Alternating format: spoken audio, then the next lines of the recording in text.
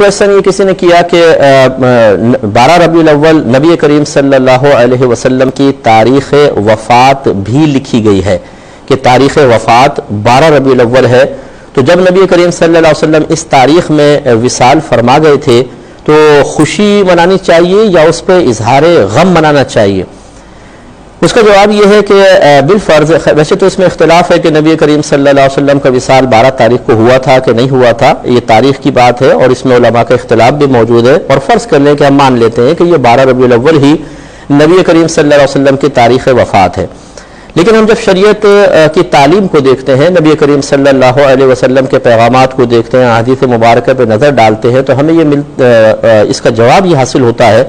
کہ جس دن کسی کی وفات ہوئی، اگر اس وفات کو 3 دن سے زیادہ گزر چکے ہوں تو اظہار افسوس منع ہے۔ بخاری کی روایت رحمت کونین صلی اللہ علیہ وسلم نے ارشاد فرمایا کہ کسی عورت کے لیے حلال نہیں، جائز نہیں کہ وہ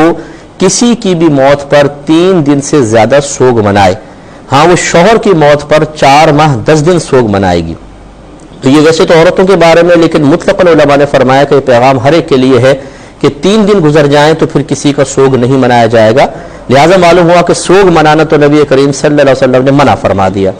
اب سوال یہ پیدا ہوتا ہے کہ کیا 12 ربیع الاول کو خوشی منانا جبکہ وہ تاریخ وفات بھی ہو یہ جائز ہے؟ تو اس کا ثبوت بھی حدیث سے موجود ہے کہ جی ہاں یہ بالکل جائز ہے۔ نبی کریم صلی اللہ علیہ وسلم نے ارشاد فرمایا کہ جمعے کا دن وہ دن ہے کہ جس میں اللہ تبارک و تعالی نے آدم علیہ السلام کو پیدا فرمایا اور اسی دن آپ کی وفات ہوئی۔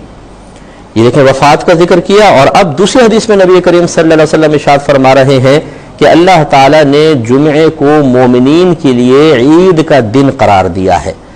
اب آپ اندازہ کر لیں کہ آدم علیہ السلام فوت ہو رہے ہیں، جس دن اللہ تعالیٰ اسے عید کا دن قرار دے رہا ہے، اور عید کے دن آپ کو پتہ ہے کہ خوشی کا اظہار ہے، عید کے دن خوشیاں لوٹ کے واپس آتی ہیں، اس لیے یہ عید عود سے نکلا ہے، بعض نے یہ کہا۔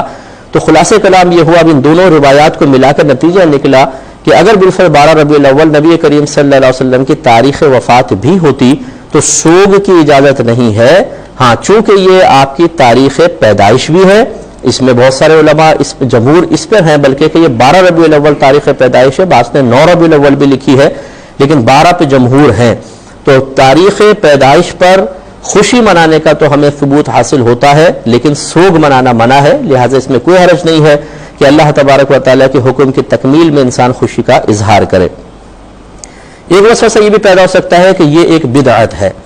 کہ نبی کریم صلی اللہ علیہ وسلم نے نہ اس طرح کیا ہے، نہ اس کا حکم دیا، نہ صحابہ کرام علیہم رضوان نے اسے کیا، نہ اس کا حکم دیا،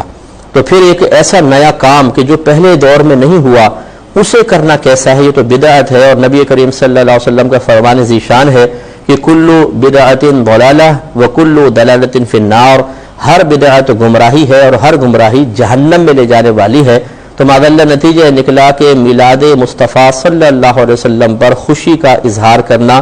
اس کے لیے اس طرح یہ اجتماعی طور پہ اہتمام کرنا بدعت ہے، اور جو اس بدعت کو اختیار کرے گا وہ جہنم میں جائے گا۔ اس کا جواب یہ ہے کہ پہلے یہ فیصلہ کر لیا جائے کہ یہ کون سی بدعت ہے اجتماعی طور پہ۔ پہلے میں چلیں یوں آپ کو عرض کر دیتا ہوں کہ یہاں 2 چیزیں ہیں، ایک ہے کہ جو میلاد مصطفیٰ صلی اللہ علیہ وسلم پر یہ ان 12 دنوں میں جو معمولات اختیار کیے جاتے ہیں ان سب کی انفرادی حیثیت، علیحدہ کر لیں ان کو۔ مثال کے طور پہ کھانا کھلانا، سرکار کی پیدائش کے واقعات، سرکار کے مناقب بیان کرنا، آپ کے لیے محافل کا انعقاد، جھنڈے لگانا، لائٹنگ کرنا، جلوس نکالنا، یہی تمام تقریباً چیزیں ہوتی ہیں،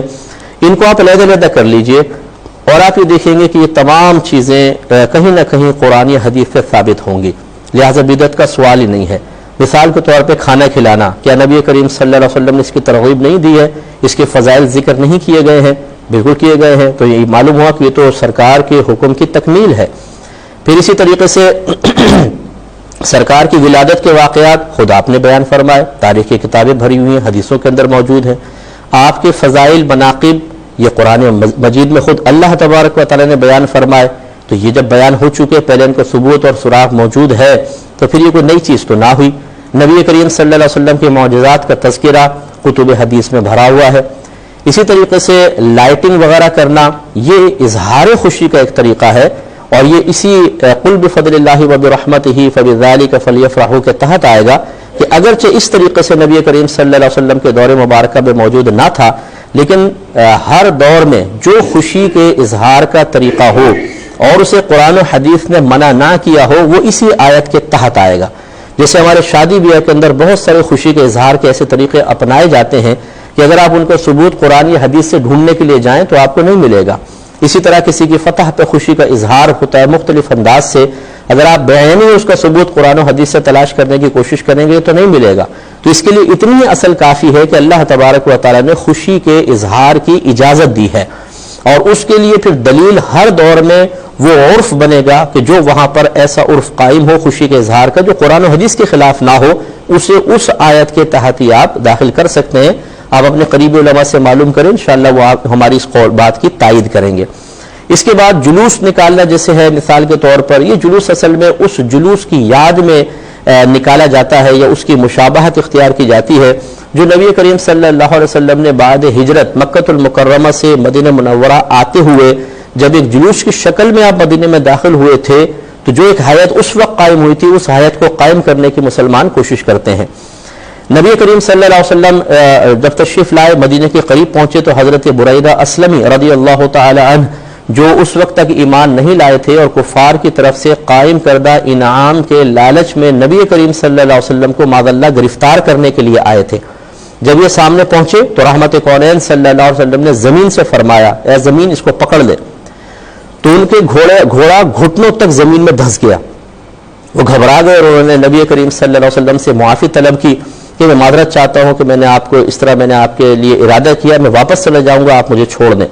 رحمت کونین صلی اللہ علیہ وسلم نے زمین سے فرمایا اس کو چھوڑ دے،